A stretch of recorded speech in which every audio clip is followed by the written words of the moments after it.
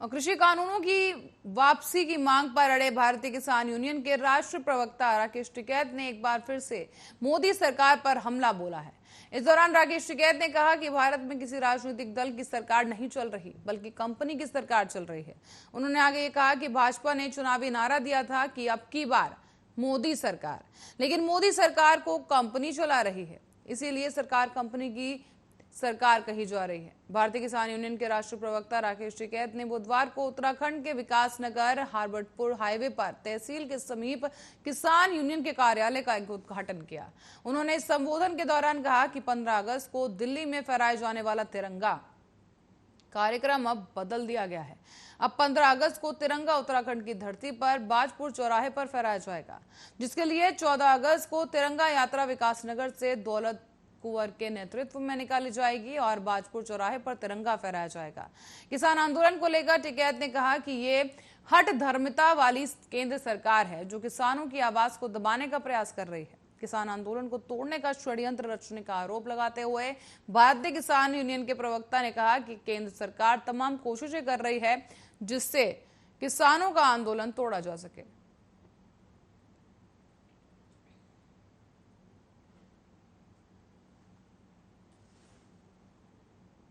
और वहीं देहरादून से टिहरी झील के लिए 35 किलोमीटर लंबी डबल लेन टनल बनाई जाएगी।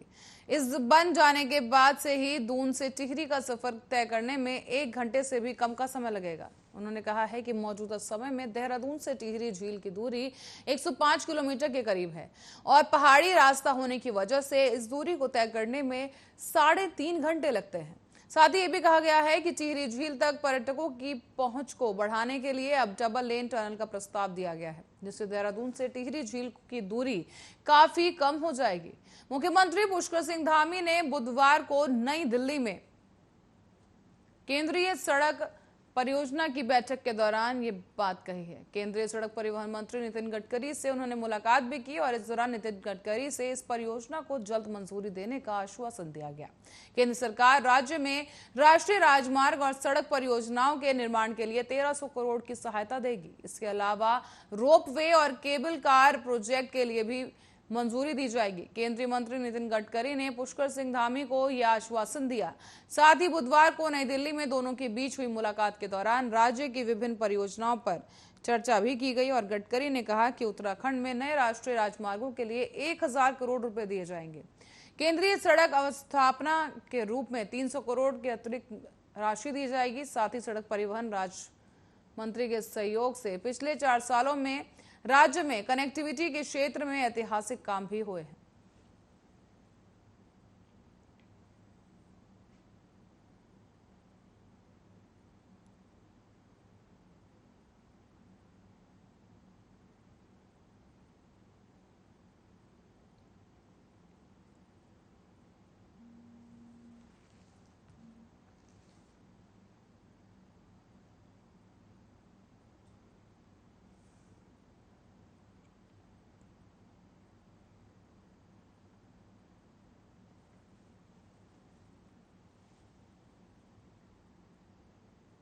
और हाईकोर्ट ने प्रदेश में पुलिस सुधार से संबंधित दिशा निर्देशों का अनुपालन नहीं होने का स्वतः संज्ञान लेकर सरकार को पूरक शपथ पत्र पेश करने के निर्देश दिए हैं। सुनवाई के लिए 1 सितंबर की तिथि नियत की गई है और इसी के साथ इस मामले की सुनवाई मुख्य न्यायाधीश न्यायमूर्ति RS चौहान और न्यायमूर्ति आलोक कुमार वर्मा की खंडपीठ में सुनवाई की गई।